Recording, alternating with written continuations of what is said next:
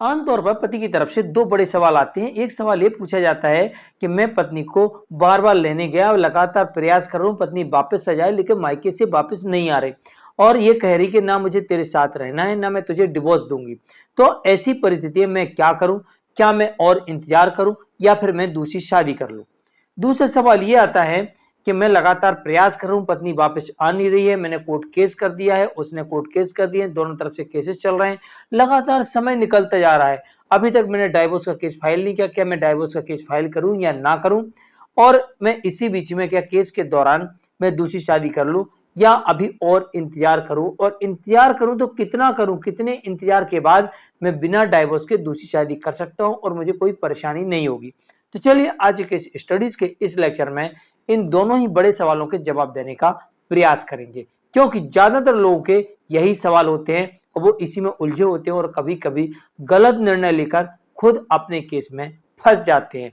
आपको बिल्कुल भी नहीं फंसना है, क्योंकि ऑलरेडी आप इस वक्त बुरी तरह से फंसे हुए हैं। ना आप इधर के रहे, ना उधर के रहे, पत्नी आपके साथ है नहीं, आप पत्नी के साथ है नहीं।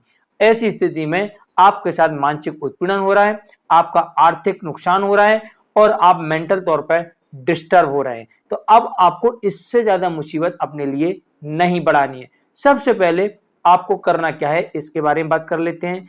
फिर आप दूसरी शादी करेंगे तो इसका रिजल्ट क्या निकलेगा और कब कर सकते हैं दूसरी शादी, ये भी आपको बताएंगे। जय जिनेंद्र, मैं हूं मुकेश जैन। अगर आप मुझसे बात करना चाहते हैं तो आप सीधे अपॉइंटमेंट लेकर फोन पर बात कर सकते हैं। असाइनमेंट के लिए या इस तरह जजमेंट्स के पैकेज के लिए जिसमें आपको 150 से अधिक जजमेंट्स मिलेंगे या अन्य किसी जानकारी के लिए दिए गए नंबर पर आप हमें एक छोटा सा मैसेज लिखिए, इसके बाद हम आपसे संपर्क करेंगे। वीडियो को लाइक और शेयर कर दीजिए। चलिए शुरुआत करते हैं। पत्नी मायके में है और आ नहीं रही है। देखिए, पत्नी मायके में है और आ नहीं रही है तो सबसे पहले आपको नहीं आ रही वाली बात का सबूत कलेक्ट करना है। और आप कह रहे हैं कि मैंने लाने का भरसक प्रयास किया, तो जो आपने प्रयास किया उसका सबूत कलेक्ट करना है। कैसे करोगे? नंबर वन, आपने पंचायत बैठा ली, पंचायत के माध्यम से जो लिखा पड़ी हुई उसका प्रूफ अपने पास रखना है। नंबर दो, आप गए, आए, टिकट बनवाई, उस टिकट का सबूत आपको अपने पास रखना है। आपने फोन किया, मैसेज किया, पत्र लिखा, इसका प्रूफ अपने पास रखना है। और इसके अलावा इससे ही बात ना बने, आपको कोर्ट में केस फाइल करना है कि मेरी पत्नी मेरे साथ आकर रहे। और जब आपकी पत्नी आपके साथ आकर नहीं रहती है और कोर्ट आदेश कर देती है कि आपकी पत्नी आपके साथ आकर रहे और फिर भी नहीं वो रह रही है, तो ऐसी स्थिति में आपको यहाँ पर डाइवोर्स का केस फाइल करना होगा, ना कि आपको दूसरी शादी करनी है, क्योंकि अभी आप एक बड़ी मुसीबत में हैं। पत्नी कभी भी आपके ऊपर कई केसेस कर सकती है। तो ऐसी स्थिति में आप इन सब से बचने के लिए अपने केस को थोड़ा फास्ट चलाइए और इसमें सीधा अब डिवोर्स का वक्त आ गया है, आप सीधा डाइवोर्स का केस फाइल करिए। उम्मीद है कुछ ही दिनों में आपको डिवोर्स की डिक्री मिल जाएगी, उसके बाद आप दूसरी शादी कर लीजिए। ये एक अच्छा और सही विकल्प होगा। दूसरा सवाल आपका ये था, कोर्ट में समय बहुत लग रहा है। मैंने भी केस किए, पत्नी ने भी केस किए। अगर आपने केस किए और पत्नी ने केस किए तो आपको इस केस में ज्यादा समय नहीं लगेगा, बल्कि आपकी तरफ से कोई क्रिमिनल केस होना चाहिए, आपकी तरफ से डोमेस्टिक वायलेंस का केस होना चाहिए, आपकी तरफ से सीनियर सिटीजन एक्ट के अंतर्गत केस होना चाहिए। और अगर आपने अपनी पत्नी के नाम कोई प्रॉपर्टी की थी तो उस प्रॉपर्टी को वापस लेने के लिए आपने केस किया हो, या फिर आपने अपने ससुराल वालों को कोई पैसा या सामान दिया हो, उसको आप वापस मांग रहे हो, इसके लिए आपने केस किया हो, तो ये 100% मान के चलिए कि आपके केस में ज्यादा समय नहीं लगने वाला है। नंबर दो, अभी भी आपको लग रहा है मेरे केस में ज्यादा समय लग रहा है, तो आप मेंटेनेंस के केस को जल्दी से जल्दी डिसाइड करवाइए। जैसे आप इसको डिसाइड करवाएंगे, पत्नी इसमें झूठा एफिडेविट देगी, आप तुरंत क्रिमिनल केस फाइल कर दीजिए। पत्नी इसमें झूठे सबूत देगी, तुरंत आप क्रिमिनल केस फाइल कर दीजिए। पत्नी इसमें झूठे गवाह लेके आएगी, तुरंत आप उनके खिलाफ क्रिमिनल केस फाइल करवा दीजिए। ऐसी परिस्थिति में आप इस केस की वजह से आपको बाकी केसेस में बेनिफिट तो मिलेगा से मिलेगा, लेकिन इसी केस की वजह से आपका म्यूचुअल डिवोर्स हो जाएगा और अब आपको ज्यादा समय नहीं लगेगा।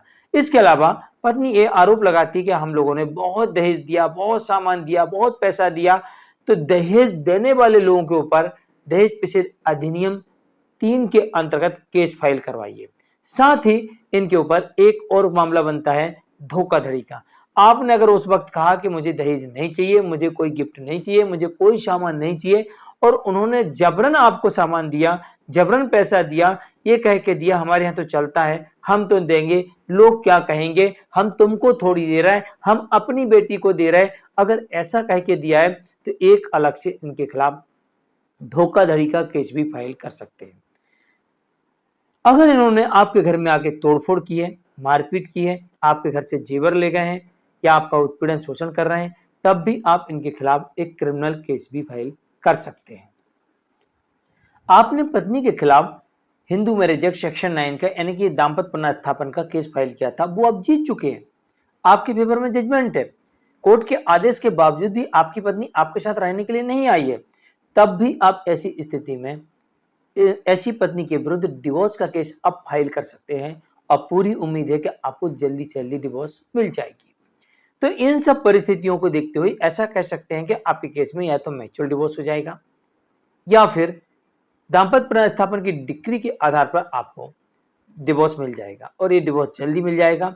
और जब तक आपको डिवोर्स नहीं मिलता है तब तक आपको दूसरी शादी नहीं करनी है, तब तक आपको लिविंग में नहीं रहना है, तब तक आपको किसी लड़की के साथ अफेयर में नहीं रहना है, क्योंकि ऐसा ना हो कि कहीं आपका अफेयर, लिविंग या रीमैरिज पकड़ी जाए और अभी तक आपके पक्ष में पूरी बाजी थी और फिर पूरी बाजी पलट जाए और आपको एक लंबी सजा हो जाए और आपके परिवार वालों को षड्यंत्रकारी घोषित करके उन्हें भी जेल भिजवा दिया जाए, ऐसा भी हो सकता है। इसलिए आप बिल्कुल एक गलती कभी मत करिए किसी भी कंडीशन में कि जब तक आपका डिवोर्स नहीं होता तब तक आपको किसी के कहने से, किसी के संरक्षण मिलने से दूसरी शादी नहीं करना। पहले डाइवोर्स की डिक्री चाहिए, उसके बाद आप दूसरी शादी करिए, कोई दिक्कत नहीं होगी।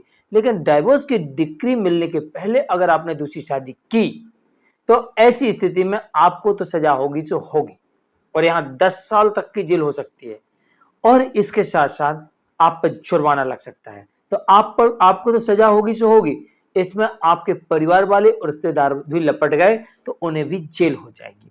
ये बात याद रखिए, इसलिए कभी भी बिना डाइवोर्स के दूसरी शादी नहीं करना, चाहे पति हो चाहे पत्नी हो, ये नियम सभी पर लागू होता है। मैं हूं केस जैन, मिलते हैं एक और केस स्टडीज के एक और लेक्चर में। आज के लेक्चर में इतना ही, नमस्कार।